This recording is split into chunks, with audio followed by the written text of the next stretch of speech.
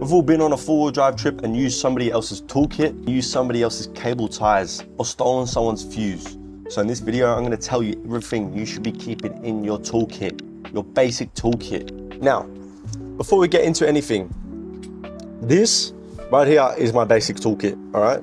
That's how big it is. Random stuff, this is pretty much empty right now. There's just like a hose clamp, but this is pretty much what all my stuff fits in, okay? And this is the essentials we're gonna be talking about. I will go a little bit more into other types of stuff you can have, but I'm gonna make a video on spares. So if you want that, like and subscribe, and let's get into the video. Number one, you're gonna be wanting to put in your basic toolkit is one of these. This is a Swiss Army knife style plier. And essentially you've got a pair of pliers, which are really, really good. You've got a knife. You've got all different types of stuff on here. This one costs you about 60, 70 bucks. I would get a high quality one. I'm not really too keen on some of the multi-tools that they sell, but this one is really, really good. Okay, the next thing we're gonna talk about is sockets and spanners. Personally, in this kit, I carry a 10 8mm and a closed 8mm for whatever reason. Personally, on bigger trips, I carry a whole Stanley set with all the sets and everything. And I'll just talk about something else quickly. They do sell pre-made ones of these, but they're a lot bigger and you have a lot of stuff that's unnecessary, but they are good value for what you get. You get a whole socket set, all the ratchets, breaker bars, pliers, everything, okay? But if you do it building one yourself, you can get the majority of stuff at home. The next essential thing you're gonna wanna put in your basic toolkit is one of these. This is called a flathead. That is called a flathead, okay? Flathead screwdriver, very, very important for any four-wheel drive car. Next one is a Phillips head. That is a Phillips head, okay? This is just a random one. I don't know where I got it from or whatever, but these are all like non-branded, not expensive ones. Chuck that in there, boom. Next thing you're gonna want is one of these, okay? This is a test light. This is really important. This one literally cost me like 10 bucks, I think. This is a Tool Pro from Super Cheap. Really, really important for diagnosis while on your camp trips, especially if you've got like a 12-volt system. 12-volt systems can cause issues, so this is a really good diagnosis tool. If you're really keen, I would get a digital multimeter or at least one with the voltage on the side, but this is just a really cheap one that I have, so chuck that in. The next thing you're going to want to put in your toolkit is one of these. Lighters. Lighter, not only really important for survival if you're alone in the bush, whatever, for creating fires, but also essential for heat shrink on cables if you're doing a little bit of cable maintenance and repair. Really, really important for a whole various types of things, okay? Boom, put that in. Okay, so we've gone over a few things. Another thing I would be putting in here is a hammer, which is in a different section of my car right now, but any type of hammer, really, really important. With the basic tools, I'm also gonna quickly talk about this, which is a Milwaukee Impact. Now, not everyone can afford one of these, but this is a really old, battered, bruised one from my old work. I would take this on every single trip, no matter what, because this can save a lot of time. And time when you're repairing stuff on the field is really important. You don't want it to get dark. So this can speed up a lot of stuff.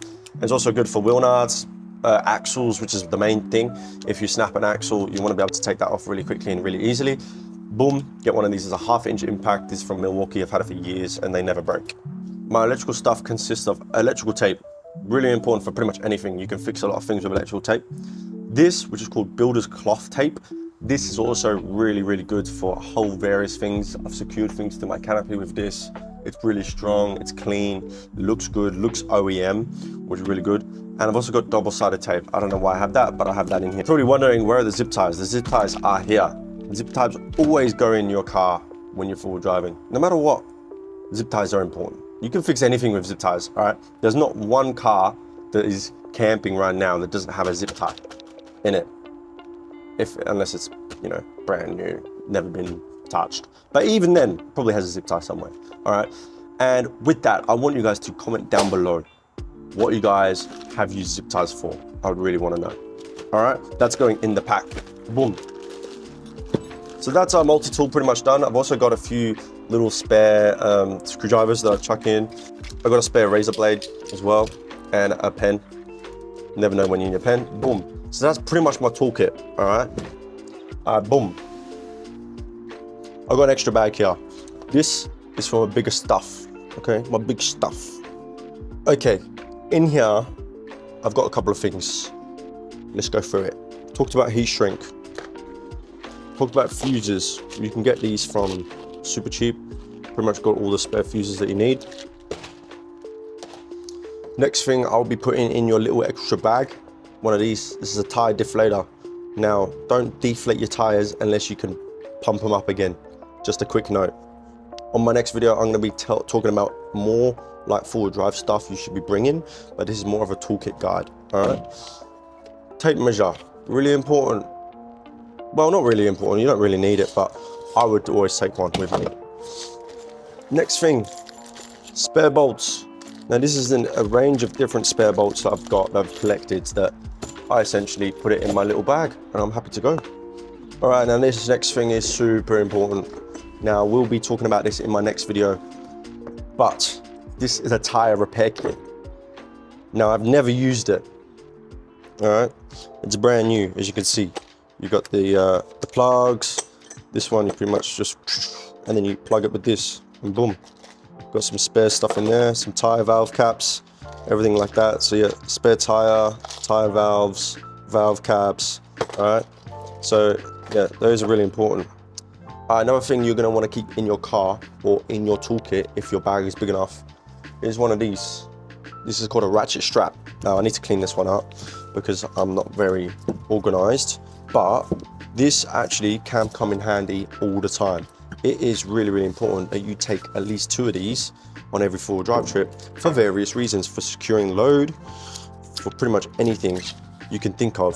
This can be really, really, really helpful and can really save your trip, to be honest. I've used it a couple times. Something else that I also keep in my repair kit is wheel studs and wheel nuts. You never know when or how or who has been messing with your wheel nuts. If you take it to a shop, have they torqued it down properly? You don't know. So I would always take wheel nuts and spare wheel studs in the extreme case that for whatever reason your wheel nut strips off and snaps or whatever it might be. And then you've got some spares, really, really important to keep in your basic toolkit. All right, the last thing we're gonna touch on is oils and fluids. Personally, I'm gonna make a whole nother video on spares, but let me just quickly go over it. So I'll always take a JB Weld for radiators specifically, because if you get a little pin strip in your radiator, could be game over. You'll overheat your engine and your trip will be ended early. But what you can do is you can use JB Weld to spot fix it temporarily to get you to the town, pretty much. Always bring JB Weld with you. Okay. Now on that, what spare fluids should you take? Personally, I'm always gonna take coolant, a couple liters, and also oil, a couple liters. Now with the coolant, always take concentrate so you can mix it with more water. With the water, it is preferred to use distilled, but if you've only got normal tap water, then it's fine. Okay, the last couple of things I guess are a torch. You need a really good torch. I use this torch from TTI. You can see it's flickering, so I apologize for that. But this is really, really good, flexible one as well. This one was like 50 bucks maybe. So that's something you can use.